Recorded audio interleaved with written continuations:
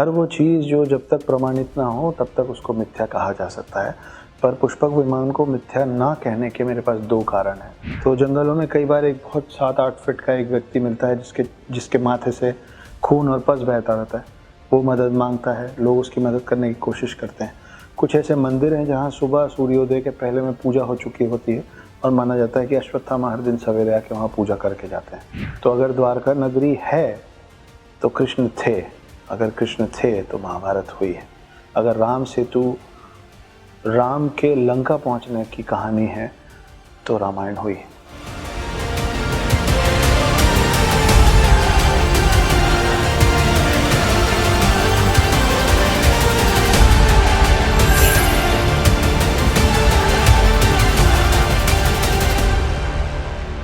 नमस्कार इंडिया, मैं हूँ इला गोस्वामी और आप देख रहे हैं हमारा खास शो मिथ्स एंड ट्रुथ्स।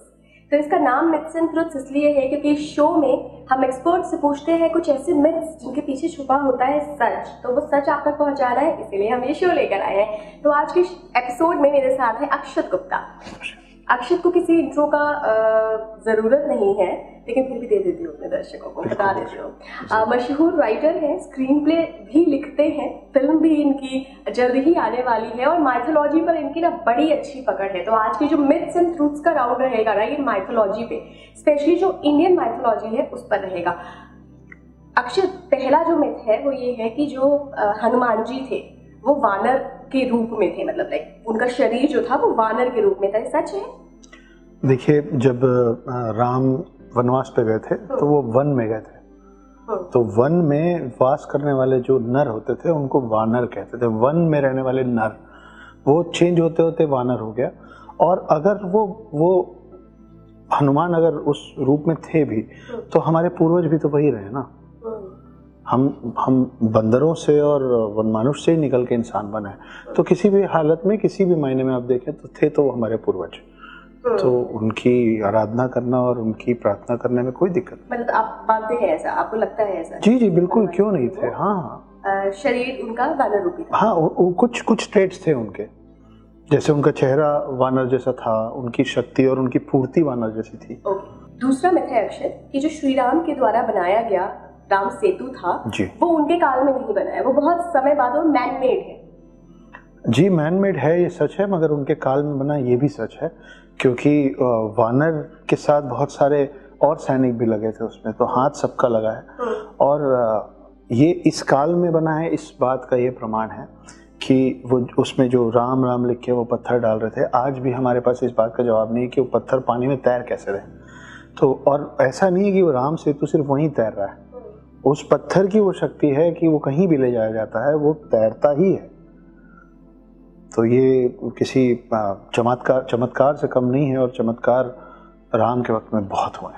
तीसरा और सबसे इंटरेस्टिंग मिथ जिसके बारे में मैं भी जानना चाहती हूँ कि समुद्र मंथन में जो अमृत निकला था वो अभी भी एग्जिस्ट करता है, कहीं दुनिया में ऐसे छुपा हुआ है और जिसको मिल गया भाई अमर हो गया वो? ऐसा नहीं है, पर एक दूसरी कहानी उससे जुड़ी हुई कि गरुण जो थे, जो बाद में विष्णु के वाहन बने, वो अमृत कलश लेके एक बार उड़ गए थे और वो हेवन से निकाल के ले आए थे अपनी माँ को दासी से बाहर करने के लिए। उस पूरे झगड़े में कुछ बूंद इधर उधर गिरी है धरती पर। और इसीलिए जो कुंभ का मेला होता है हर 4 साल में, उसमें जो सब जाके डुबकी लगाते हैं वो उसी अमृत की बूंद के लिए किया जाता है। तो हाँ, अमृत है यहाँ, कहाँ है वो आपके साथ साथ मैं भी ढूंढ रहा हूँ। लेकिन किसी को मिल नहीं सकता, अब तक नहीं मिला है, मिल भी सकता। चौथा मिथ जो अश्वत्थामा के बारे में है कि अश्वत्थामा अभी भी कहीं पहाड़ों में घूम रहे हैं और उनके जो सर में मणि जिसको श्री कृष्ण ने निकाल लिया था वो अभी भी पोर्शन पूरा ऐसे घाव टाइप का है और वो इंसान दूर से ही देख के पहचान सकता है कि अश्वत्थामा। तो क्या वाकई अश्वत्थामा है अभी भी? जी, अगर आप इस बात पे भरोसा रखती हैं कि इमॉर्टल्स हैं, 7 चिरंजीवी हैं, तो हनुमान है तो अश्वत्थामा भी हैं, क्योंकि 7 चिरंजीवियों में हनुमान और अश्वत्थामा दोनों आते हैं। और बहुत सारे ऐसे लेजेंड स्टोरीज हैं जहां लोगों ने इस बात को प्रूव करने की कोशिश की और इस बात पे स्टैंप लगाया है कि वो अश्वत्थामा से मिल चुके हैं। एक डॉक्टर हैं मध्य प्रदेश में जी, तो जंगलों में कई बार एक बहुत 7-8 फीट का एक व्यक्ति मिलता है जिसके माथे से खून और पस बहता रहता है। वो मदद मांगता है, लोग उसकी मदद करने की कोशिश करते हैं। कुछ ऐसे मंदिर हैं जहाँ सुबह सूर्योदय के पहले में पूजा हो चुकी होती है और माना जाता है कि अश्वत्थामा हर दिन सवेरे आके वहाँ पूजा करके जाते हैं। तो कहानियों में थोड़ा बहुत जोड़ा जा सकता है, पर पूरी की पूरी बात कहानी नहीं हो सकती। मेरा मानना है कि अगर 7 चिरंजीवी हैं तो अश्वत्थामा है। 7 चिरंजीवी पर ही है मेरा अगला सवाल। जी। ऐसा मिथ है कि जो 7 चिरंजीवी हैं वही विष्णु जी के अवतार हैं, तो ये सच है? नहीं, ये 2 अलग अलग बातें हैं।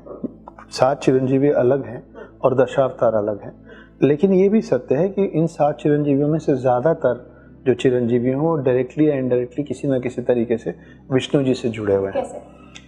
हनुमान जी जो हैं वो असल में शिव जी के अवतार हैं, लेकिन उनको वो राम भक्त थे और उनको राम भक्त बनने का की वजह से ये वरदान मिला कि अब वो चिरंजीवी हैं। अश्वत्थामा जिनको श्राप मिला, वो श्राप देने वाले कृष्ण हैं। कृष्ण फिर विष्णु अवतार थे। विभीषण इन 7 चिरंजीवियों में आते हैं, रावण के भाई।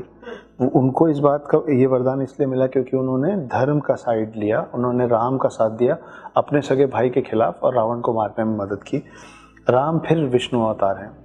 राजा बलि हैं जिनके लिए विष्णु जी ने वामन अवतार लिया था और उनको पाताल में ढकेला था, वो फिर इनसे जुड़े हुए हैं।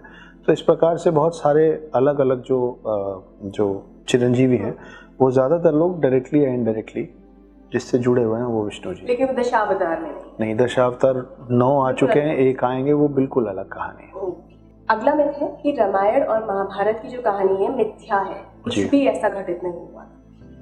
इस बात से किसी को भी संदेह इस बात पे नहीं होना चाहिए कि दोनों हुआ था। अभी आपने राम सेतु की बात की थी, राम सेतु आज भी हमारे सामने है। अभी मैं रिसेंटली कुरुक्षेत्र गया था। कुरुक्षेत्र की मिट्टी जैसी मिट्टी पूरी दुनिया में कहीं नहीं है, वो इतनी लाल है।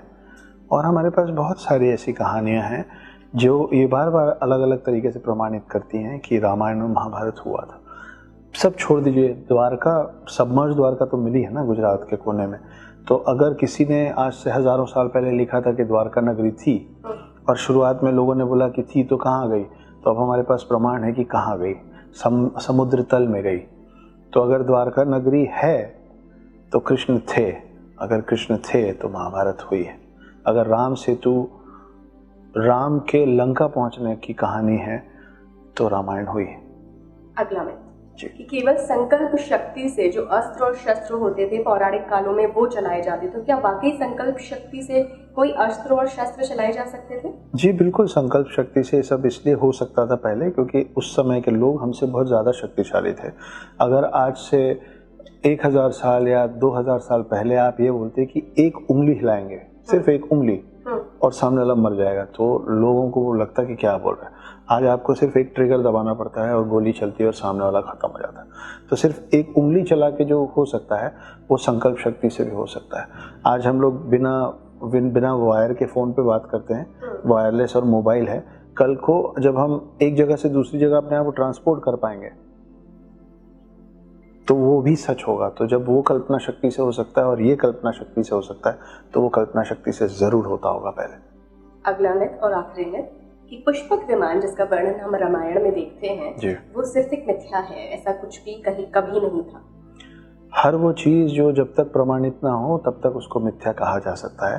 पर पुष्पक विमान को मिथ्या ना कहने के मेरे पास 2 कारण हैं कि एक तो राइट ब्रदर्स ने हवाई जहाज उड़ाया है, मतलब इंसान उड़ सकता है। अगर इंसान आज उड़ सकता है तो आप इस बात को प्रमाणित नहीं कर सकते कि उसके पहले नहीं उड़ सकता था।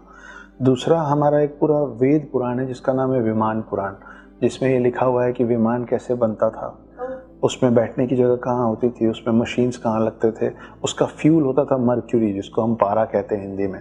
तो पारा की एक खासियत है कि वो जितना उसको आप हीट करते हैं वो लाइट होता जाता है, हीलियम के जैसे आपका बलून उड़ता है। तो ये सब चीज़ें बहुत पहले से, और ये विमान शब्द के साथ पुराण लगा हुआ है, तो ये हमारे पुराणों में लिखा हुआ है कि विमान कैसे बनते थे और कैसे उड़ते थे। जस्ट बिकॉज अभी तक उस पद्धति का उपयोग नहीं किया गया इसका ये मतलब नहीं कि वो पद्धति थी नहीं। हम विमान नहीं उड़ा लेते हैं। वो कर रहे हैं, नासा में अभी प्रोटोटाइप पे काम चल रहा है और people are trying to do things. Pushpak Viman की क्या कहानी? पुष्पक विमान एक वरदान था। अच्छा। हाँ, वरदान था। और कम से कम अगर आप एक बार, इसलिए जो कि मैं नहीं मानता, पर अगर आप मानेंगे कि एक सिर्फ कल्पना शक्ति थी किसी के लेखन की कि एक हवाई जहाज था जो उड़ता था, तो वो कल्पना शक्ति अगर बाद में राइट ब्रदर्स के आने के बाद और आज आप और हम सब उड़ते हैं, तो अगर प्लेन के शक्ल में आज हम उड़ पा रहे हैं तो हमको ये मानना पड़ेगा कि जिसने ये कल्पना सबसे पहले की थी वो भी उड़ सकता था। आखिर में अक्षर, जी। अगर आप हमारे दर्शकों को कुछ बताना चाहते हैं जो आपको लगता है कि ये मिथ तो समाज में डेफिनेटली टूटना चाहिए। एक बहुत बड़ी मिथ्या है कि महिलाएं हमसे कमतर हैं। इस मिथ्या को तोड़ने की सख्त ज़रूरत है और महिलाओं को भी सशक्तिकरण की बहुत ज़रूरत है। आप हमसे हमारे बराबर नहीं, हमसे बेहतर हैं। वो अपनी शक्ति खुद पहचानिए, आप शक्ति का रूप हैं। धन्यवाद। थैंक यू सो मच अक्षर, बहुत शानदार रहा है ये सेशन, एकदम क्रिस्प तरीके से हमने कई सारे मिथ्स को आज उनके पीछे की हिस्ट्री, उनके पीछे का विज्ञान जाना है। Thank you so much. आप जुड़े रहिए स्पीकिंग ट्री के साथ। नमस्कार।